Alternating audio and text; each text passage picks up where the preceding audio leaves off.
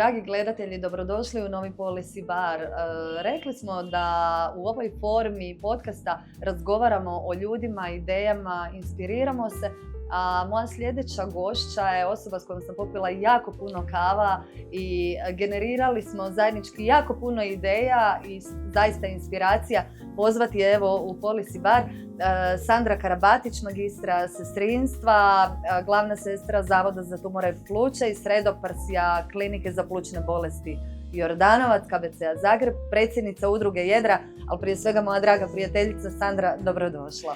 Hvala ti lijepo, draga Anita, na pozivu i veselim se uvijek kavi s tobom. Sjećam se prije nekoliko godina kada smo se upoznali, to je bila jedna kava gdje je zaista bilo rijetko vidjeti nekoga tko sa takvim sjajem u očima priča o svojim idejama, projektima, vizijama. Zaista si netipičan zdravstveni djelatnik i to je ono što nas je zapravo i motiviralo da te pozovemo. Ali prije svega, evo, Sandra, nekoliko riječi o sebi, odakle si, zašto si odlučila uopće odabrati sestrinstvo kao svoj poziv? Pa ja sam kao svaki Dalmatinac dobila kartu kad sam se rodila i otišla studirati. Šalim se, u moje doba studij sestrinstva je bio samo u Zagrebu i Rijeci i put me doveo u Zagreb.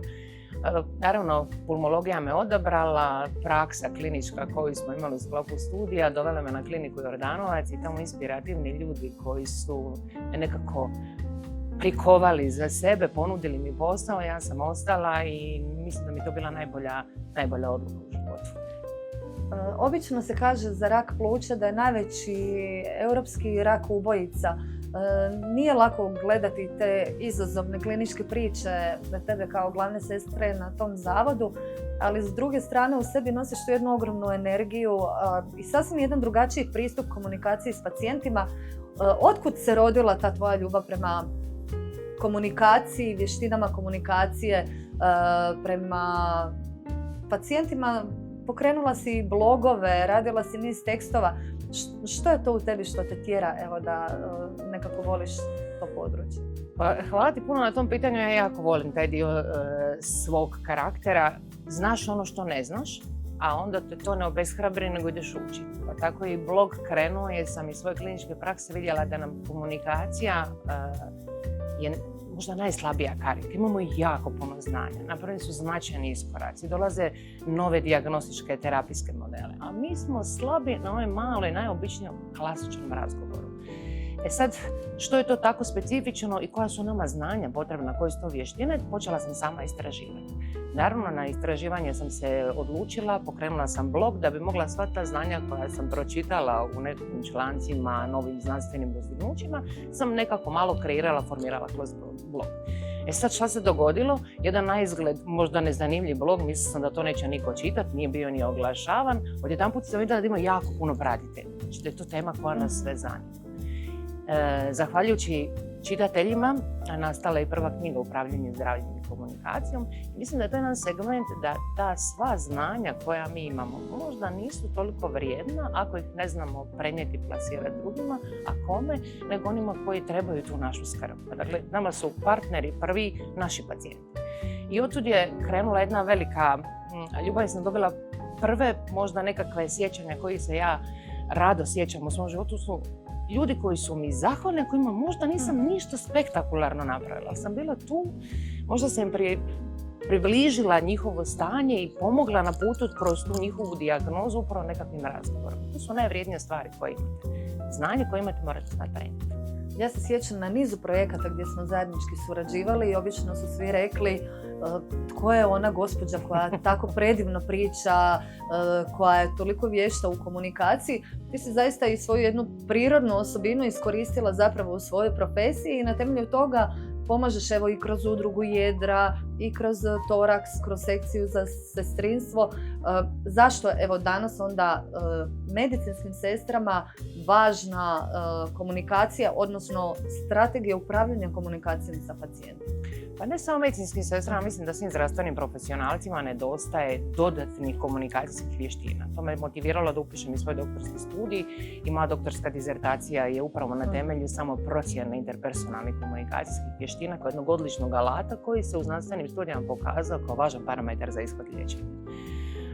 Pomoć svojim medicinskim sestrama, možda smo mi jedna specifična profesija koja ima važnu ulogu u procesu u zdravstvenom sustavu cijelom, ali najmanje od svih znamo verbalizirati ono što radimo.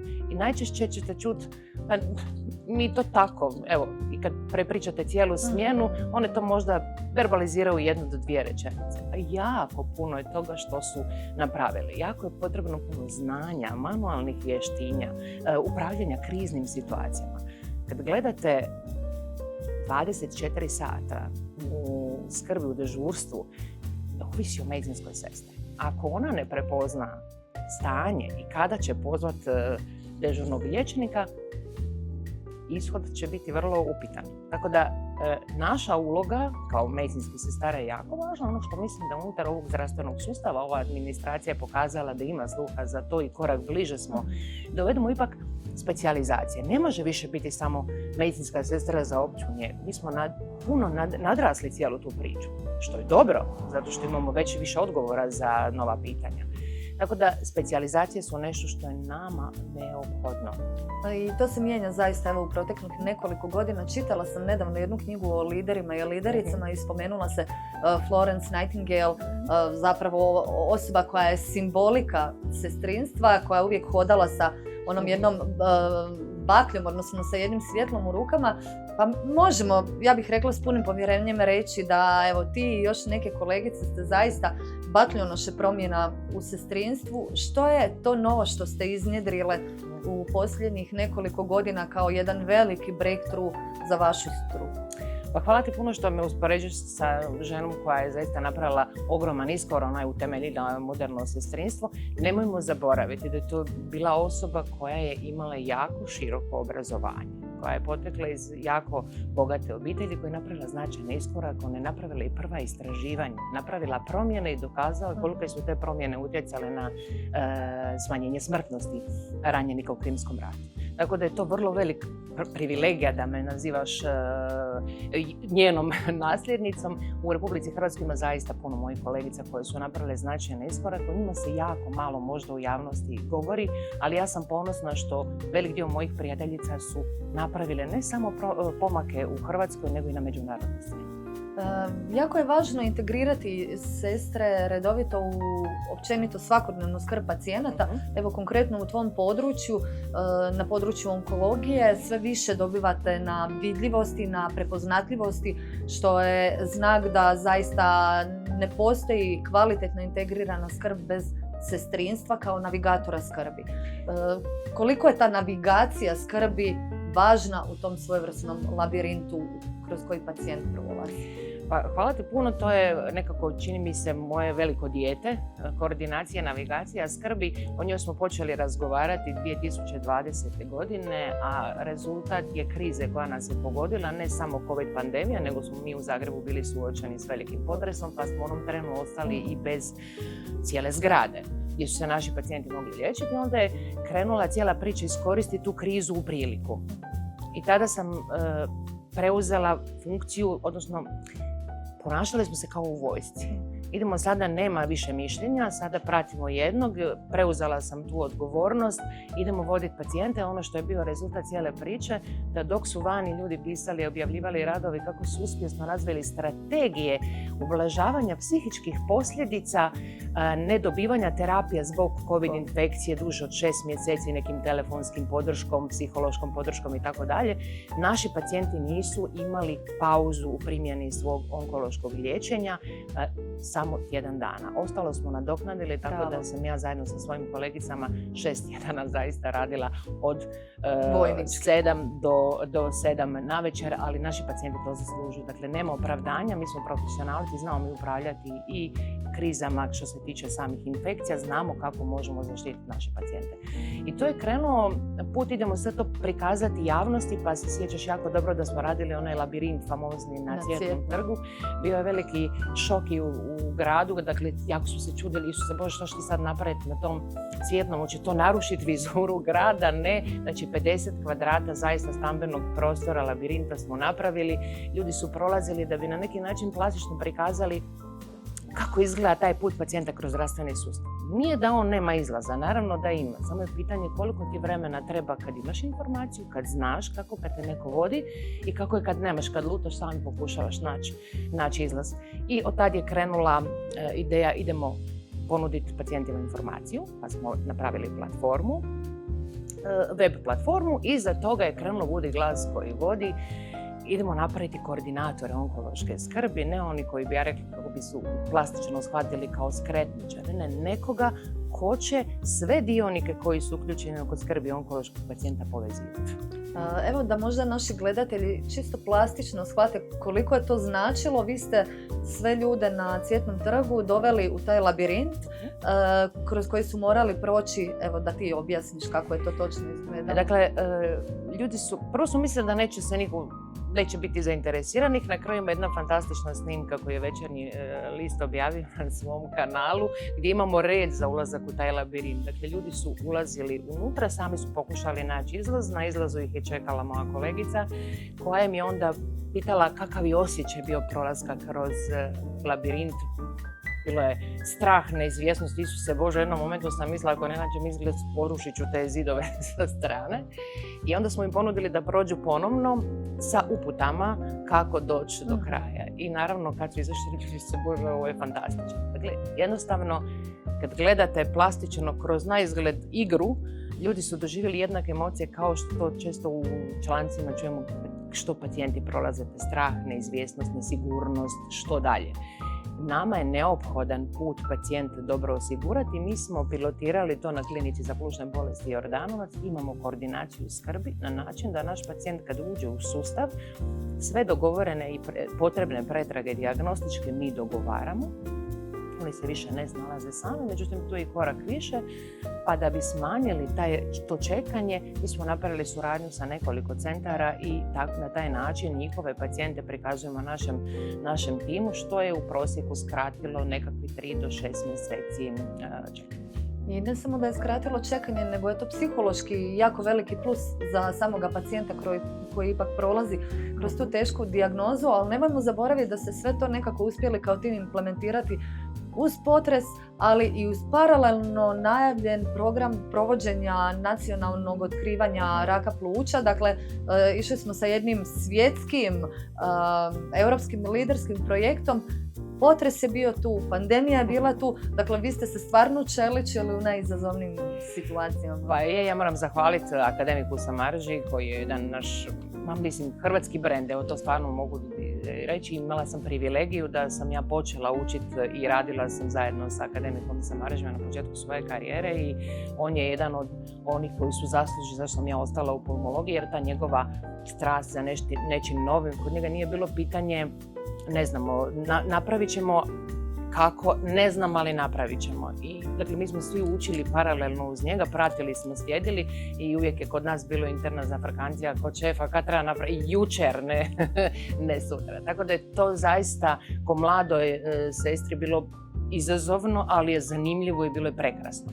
I naprosto smo kao tim tako odrastali. Onda je akademik donio nešto što je možda kad sam ja počela raditi bilo nemoguća misija, da ćemo govoriti o raku pluća, da možemo imati nekakav dijagnostički alat koji ga može otkriti u najranijoj fazi. I fantastično. I on je započeo kad, rekla si lijepo, 2020. godine u listopadu. I danas, evo, akademik je predstavio rezultate.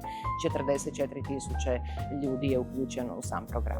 I danas smo svjetski zapravo role model kako to implementirati. A evo, kao tim ste bili uključeni. Već govoreći o timu, meni je jako lijepo vidjeti kako ste iskoordinirani kao burica, bi se reklo. Evo, zajedno i sa profesorom Jakopovićem koji je predsjednik Zavoda za tumore pluća i sredoprsja, koji isto ima taj jedan svoj sportski duh nekakav iz mladosti. On je bio u atletskim krugovima aktivan, pa ste oboje zapravo branili boje struke u jednom projektu Heroik koji je radila Liga protiv raka, kada ste pokazali zapravo važnost nošenja sa tim izazovima. Ti si evo napravila i korak dalje nedavno i sa svojim timom si uspjela sve njih okupiti da im daš podršku ne samo kroz ove herojske vježbe, nego i kroz nešto sasvim novo, nešto malo umjetnički, točno onako kroz tvoju dušu i srce, kako si to nekako progovorila, pa možeš malo nešto reći o projektu Orpheus? Pa, svi projekti su nastali temeljem istraživanja. Ja surađujem sa Lung Cancer Europe, udruga Jedra surađuje i partneri smo i svaki put propitujemo koje su to potrebe naših pacijenata. I stalno ćemo čuti, treba nam taj umanjiti stres i anksioznost kao dominantnu emociju s kojom se suočavate kad imate neku ozbiljnu dijagnozu, ne samo pacijenti nego i članovi obitelji. I išli smo vidjeti što možemo mi napraviti da te emocije pokušamo barem malo ublažiti, a da one ne utječu na ishod liječenja. I naravno glazboterapija, muzikoterapija kao dobro poznata, stara i naravno i Hrvatska je u tome opet na početku. Imamo brojnih skladatelja koji su skladali glazbe sa tim efektom djelovanja na zdravlje čovjeka, na stres i anksioznost. I naravno suradnjom, kako uvijek razgovaramo kao ti i ja, pa onda sjednemo na nekakvu kavu, probamo se dogovoriti s puno ljudi i zapravo smo uspjeli okupiti tim etabliranih skladatelja klasične glazbe koji su 80 minuta glazbe skladali, potpuno nove hrvatske klasične glazbe za naše pacijente. Ideja je da pacijenti to slušaju putem nadglavnih slušalica tijekom primjene terapije. Potpuno nova priča, zašto putem nadglavnih slušalica, jako smo se dvoumili i mislili kao pa to ćemo puštati u prostoru gdje se prima terapija. Međutim, ne, nadglavne slušalice moraju biti distraktor od svega ostalog. Znači, pacijent mora u tom trenu ostati potpuno izoliran od onoga što se događa oko njega i putem glazbe miriti svoje tijelo. Naravno, ima iznenađenje, prije nego što počne glazba idu i tehnike relaksacije koje će slušati na svojim nadglavnim slušalicama. I očekujemo da će to imati značajan impakt na suočavanje i nošenje sa karcinomom. Mi smo i 2022. i sad 2024. radili istraživanje kvalitete života i vidite da ta dominantna emocija, koliko njima treba ta razdražljivost, taj osjećaj anksioznosti, taj strah, neizvjesnost. Onda još pogotovo kad stane u grupu, u sobi u kojoj je 8 pacijenata, znate da uvijek onako proučavaju svi jedni druge i jedna pacijentica je lijepo rekla, kaže ona, vidite tu rezigniranost u licima, kaže ona, a nije lako sjediti nekoliko sati na toj stolici, a da pritom ne razmišljate, Bože, hoće ova terapija djelovati, hoću li ja sad razviti nekakvu popratnu pojavu?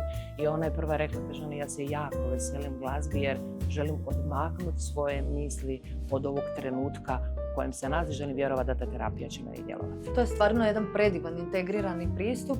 On je potpuno iskoordiniran sa ovim suvremenim svjetskim i znanstvenim trendovima i bilo je predivno vidjeti iz dvorane Lisinski kako se okupila cijela struka. Bio je tada i VD ravnatelja KBC-a Zagreb koji je rekao da će klinika, najveća hrvatska klinika, klinički bolnički centar, primjenjivati tu terapiju.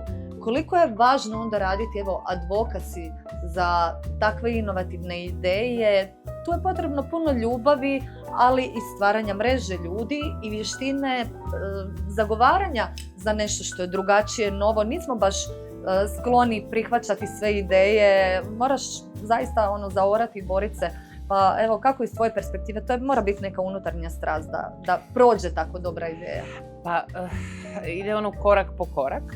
Prvo su bili svi malo u čudu, uopće o čemu pričam. Jedna savršena ideja kako ja volim dijeliti tu strast koju imamo kad se događa nekakva nova ideja. Tako da ovo je prvi projekt na kojem je okupljeno sve organizacije, stručne organizacije onkološke, Hrvatsko društvo za internističku onkologiju, Hrvatsko onkološko društvo, Toraks, Hrvatska liga za borbu protiv raka, udruge pacijenata okupljeni oko platforme onkologija.hr, brojne druge udruge, pojedinci, Hrvatsko društvo onkoloških medicinskih sestara i ostale organizacije sestara koje se možda dominantno ne bave onkologijom. Dakle, preko 40 organizacija je dalo podršku. Bilo je fantastično zato što kad smo krenuli onako više bez novaca, ne znam uopće kako ćemo cijelu priču iznjediti do kraja, imali smo samo tu ideju da želimo nešto napraviti. Onda je bio izazov kako nazvat cijeli taj projekt.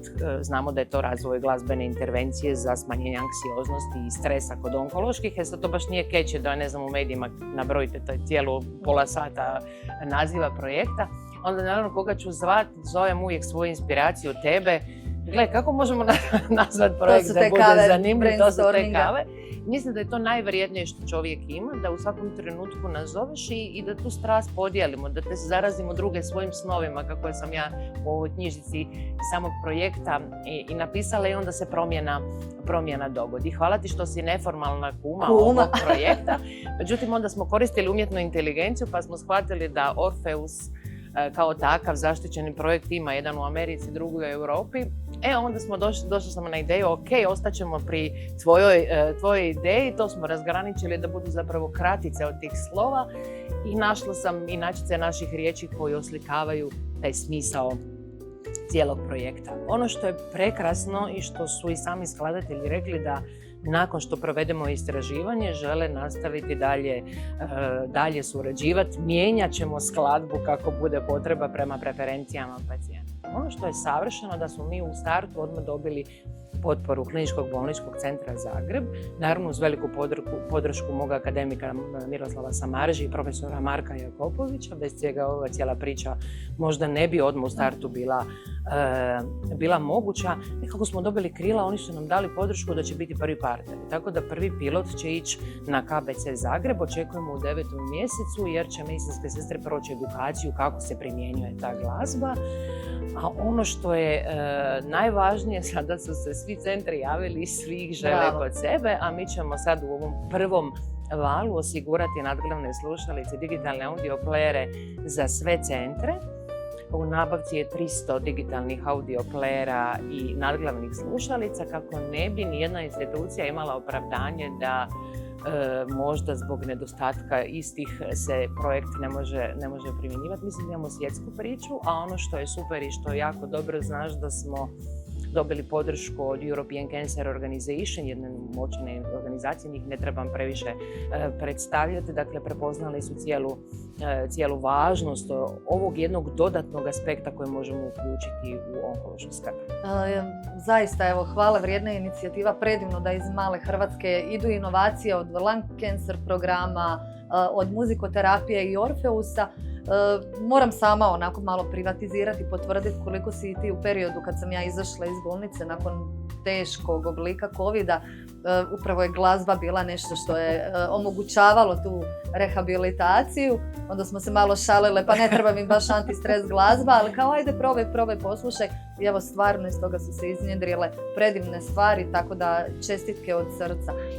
Htjela sam te pitati nešto vezano za u biti te inovacije u zdravstvu, sama muzikoterapija inovacija, sam koncept onkološkog sestrinstva i navigacije skrbi je policy inovacija. Dakle, zaista you raise the bar na području struke. Ali vrlo često imate ponekad i zavezane ruke, evo ti zastupaš udrugu Jedra, da neke terapije koje su dostupne na zapadu, u razvijenijim državama, polako dolaze u Hrvatsku, na kapaljku možda, nisu dostupne svim pacijentima. Koliko je važno da evo i tvoj glas kao predsjednice udruge Jedra, koja je članica Lung Cancer Europe, dijeli te podatke da se vidi da ipak još treba pojačati aktivnosti da inovacije budu istovremeno dostupne u Hrvatskoj kao u Belgiji, Francuskoj, skandinavskim državama i tako dalje. Pa ono što mislim da smo sami zadnjih godina, zahvaljujući velikom angažmanu, možda popeli na ljestvicu, pa smo što se tiče karcinoma pluća prema dostupnosti terapijskih opcija negdje pri vrhu razvijenih zemalja, zahvaljujući zaista velikom angažmanu. Mi kroz politike, kroz javno-zdravstvene kampanje, kroz propitivanja, naravno da stalno podsjećamo koliko je to važno. Moramo se sjetiti samo početka kad smo krenuli. Kad smo krenuli 2007. godine, onda su me pojedini profesori pitali čemu to kad zapravo izlječenja za rak pluća nema. Tad su nam terapijske opcije bile vrlo, vrlo oskudne, gotovo nikakve. Preživljenje je bilo jako malo, ali tada smo krenuli velikim aktivnostima da smo mijenjali uopće percepciju što to znači oboljeli od karcinoma pluća u 4. stadiju, odnosno metastatska bolest. Da to nije a priori čovjek koji čeka smrt u svom krevetu, nego da su to ljudi normalni koji radi i da itekako može i ima smisla ih liječiti. I bilo je jedan super koji je bio meni dodatni trigger, a osim mog duga prema jednom mladom pacijentu koji je izgubio bitku s karcinomom pluća i obećala sam njemu da ću nastaviti umjesto njega organizirati i voditi udrugu, iako pojma nisam imala kako bi to izgledalo i kako uopće udruga, što udruga znači. Moj dug prema njemu i u čas sve što napravim, zahvaljujem i njemu, mislim da od gore gleda da je možda zadovoljan sa svim što smo napravili. Ali cijela priča mora biti fokusirana na da ljudima pridate dovoljno važnosti i poštovanja. Da se ne dogodi više nikad kao što se dogodilo u Večernjem listu, te famozne 2008. godine kada je čelna osoba Hrvatskog zavoda za zdravstveno osiguranje u Obzoru, znači veliki središnji dio Večernjeg lista, rekao da karcinom pluća, oboljeli od karcinoma pluća uznapredovali karcinom pluća, ekonomski nije isplativo liječiti. I tada smo napravili prvu reakciju i to je bio moj drive da se tako nešto više nikad ne dogodi. Ako je zaista to stav, onda to možda nije mjesto da i kažemo u nekakvim vijestima, pogotovo ako se sjetimo da nam je rak pluća vodeći, da svake godine imamo novo oboljelih 3000, otprilike to su ljudi koji zahtijevaju podršku. A mi dati priliku, a danas je hvala Bogu imamo i zaista sad bi trebalo nekakvih dobrih pola sata da nabrojim sve opcije koje su nama dostupne, a najveća vrijednost je da imamo rani probir i privilegiju da zaista rak pluća danas u Hrvatskoj možemo otkriti u ranoj fazi. Ja se sjećam jednog pulmologa na europskom predavanju koji je rekao da je vrlo ponosan što danas ipak može pacijentima ponuditi terapije, jer je tada, nažalost, to prije 10-15 godina u 2. 3. stadiju bilo ponekad i smrtna osuda, tako da evo danas se stvarno svjedočite inovacijama. I evo, privodeći ovaj malo razgovor kraju, što na kraju, Sandra, uz sve tvoje aktivnosti, neumorna si, umjetnost je inspiracija, od glazbe do oslikavanja tijela, kada si radila kampanju za rak pluća, gdje ti kao ti pronalaziš inspiraciju, što tebi hrani dušu? Pa ja se jako volim družiti, ja volim jako razgovarati, ja sam prava Dalmatinka, mogla pričati cijeli dan. Kad razgovaraš s ljudima, kad se krećeš, kad osluškuješ, ono što smo mi zaboravili smo slušati jedni druge. I kad slušamo nečije potrebe, kad tražimo, onda vam nekako ideje dođu. Sad u onom momentu kad se one dogode, ja se nekad zaista probudim, pa me moji ukućani jako zafrkavaju, moja predivna obitelj, moj sin Domeniko sad već 20 godina, on jako smije, što si opet smislila? I onda ja volim tu ideju malo podijeliti sa nekim, da vidim zapravo možda ima neko još neku nadogradnju cijele priče i onda samo spontano ide. Ja ne znam u samom startu do kud će ta ideja se razviti, ali važno da je pustimo u eter i onda prirodno nekako dođe i mene to veseli. Veseli me napredak, nisam tip koji može biti na miru, nisam neko ko radi od 7 do 3, to je često nekad cjelodnevni rad, ali uživam u onom što napravimo, treba napraviti značajne iskorake. Ponosna sam što to mogu raditi iz perspektive medicinskih sestara, jer su one zaista važan i veoma nekako temelj one zdravstvene skrbi, da sad ne problematiziramo koje je važniji i koje je manje važan, nego ajmo taj dio malo više mobilizirati i imat ćemo kvalitetniju zdravstvenu skrb. Imate onkološkog pacijenta koji ima zahtjevnu terapiju, prolazi zahtjevan put, njemu treba edukacija. Ja se uvijek smijem kad kažem, mi damo pacijentu terapiju u obliku tableta, koje su neminovno kad se pojave na tržište jako visoke cijene. Ja sad kažem, vi mu date jedan mali autić polovni u ruke i on ode. A svaki lijek ima svoje popratne pojave. Morate znati što ga očekuje. On mora biti informiran kad u kojem trenutku se može i kome da se javi. Nama su pacijenti se javljali u hitne službe zbog nekih popratnih pojava. A čuli smo da su nam hitne službe prebukirane, da moramo malo to, da bi osigurali kvalitetu, osloboditi ih. Sad kako očekivati da tu specifičnu pojavu riješi neko u hitnoj službi? I ono što smo mi napravili, na što sam ja jako ponosna, otvorili smo komunikacijski kanal putem e-maila s našim pacijentima i oni prijavljuju svoje popratne pojave i mi to pokušavamo riješiti. Na taj način je negdje oko 30% smanjen broj odlazaka u hitnu službu, a koliko smo navikli naše pacijente da nam se javljaju, pa analiza od 2022. u odnosu na 2023. imamo porast od 75% korespondencije putem maila. To je zaista prava revolucija, sestrinska i na kraju krajeva proizašla iz jedne fantastične energije koju nosiš. I evo, privodeći kraju, nedavno je održan panel na kongresu Toraksa posvećen ženskom liderstvu u zdravstvu sa naglaskom na sestrinstvo.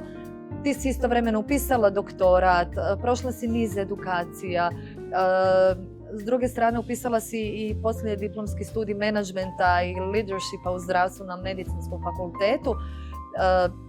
Da li si onda prepoznala u tome i potrebu da se sestre na neki način ne samo osnaže, nego i razvijaju svoje vještine zagovaranja, public speakinga, da budu hrabrije? Evo, samo ću izdvojiti rečenicu sa tog panela koja me se baš dojmila, gdje je jedna od predavačica rekla da medicinske sestre nisu dio zdravstvenog sustava, da su one zdravstveni sustav, u smislu koliko su stup i temelj skrbi. Pa evo, koliko je važno onda osnaživati medicinske sestre i na tim područjima? Pa mislim da je to apsolutni prioritet. Kad bi nekog vani pitali sad mišljenje javnosti, gdje vide poveznicu između leadershipa i medicinskih sestara, mislim da bi vas svi gledali onako blago u čudu. Zato je naš panel uvijek inovativan, kao i prvi što smo radili kad sam ti rekla da će biti povijesni panel. Jesam li šta pogriješila? Bio je, dakle, svi su nas gledali čudno kakva specijalizacija iz onkološke, ona je sljedeće godine došla, kurikulum smo izradili i čekamo sada naravno da se do kraja pravilnik riješi. Apsolutno, da sestre rade organizaciju, od najnižih funkcija da vode odjele, pa do zavoda, klinika. Za to vam je potreban itekakav i menadžerski skill, ali potrebno i liderstvo. Vi da bi donosili promjene, da bi znali educirati pacijente, da bi znali upravljati, koordinirati skrbi, morate biti menadžerski dobro osviješteni. Sad, ono što smo na početku rekli, mi možda ne znamo verbalizirati dobro sve ono što radimo, ali neznanje nas tjera da krenemo u obrazovanje, da krenemo u sebe. Ja sam krenula se educirati, to mi je najljepši period u životu, stekneš nove ljude, najdivnije prijatelje koje sad imam su iz perioda mog studiranja, od doktorata, od menadžmenta, malo prije smo razgovarali puno o tome koliko nam je taj networking jako važno. Prema tome, rad na sebi je nešto što vam mora biti higijena. I što god to bilo. Bez obzira što vas privlači, ne privlače nas sve iste stvari i tu treba isto biti dovoljno fair i korektan, ali nismo svi za sve. Ali zato mislim da sestrama treba dati, osnažiti ih da se ne boje iskoračiti. Sjećam se našeg prvog susreta, upoznavanja, gdje smo se dotakli kampanje za rak pluća i one poznate Oliverove pjesme Dišem, ja dišem jer duša mi je more. Jel možeš stvarno reći evo da u pravom smislu riječi ti dišeš svoj poziv i svoju profesiju i da ti je zaista duša more kad sve ovo radiš? Pa, apsolutno. Ja da bi mogla biti produktivna u onome što radim, moram voliti to što radim. A ja jako volim svoj posao, volim sve ljude s kojima ja radim i surađujem. Volim pomicati granice, iako taj put nije uvijek baš najlakši. Ima padova, ima i moje nesigurnosti. 100 puta se pitam na svakom projektu šta je meni ovo trebalo, jer ovo baš bio pravi put. Zaspete navečer, kažemo ja ću odustati od ovog svega, ništa, ovo jednostavno nije vrijedno. Ujutro se probudite, neka nova snaga. To vas čelić, to su oni pozitivan stres kojeg se ne treba bojati. To su snažne žene poput naše Sandre. Sandra, hvala ti što si bila u Policy Baru i ja sam apsolutno uvjerena da ćemo se još puno družiti i brainstormati, da će biti ako Bog da kuma na još puno projekata. Hvala ti puno. Evo, dragi gledatelji, nadam se da ste se zaista nadahnuli sa našom uopće energičnom, inspirativnom, liderski raspoloženom Sandrom Karabatić, koja je iza sebe ostavila ne samo more projekata, nego jednostavno i more kvalitetnih mreža i jednako tako nadahnutih ljudi poput nje. Do idućeg Policy Bara čekajte nas, budite sa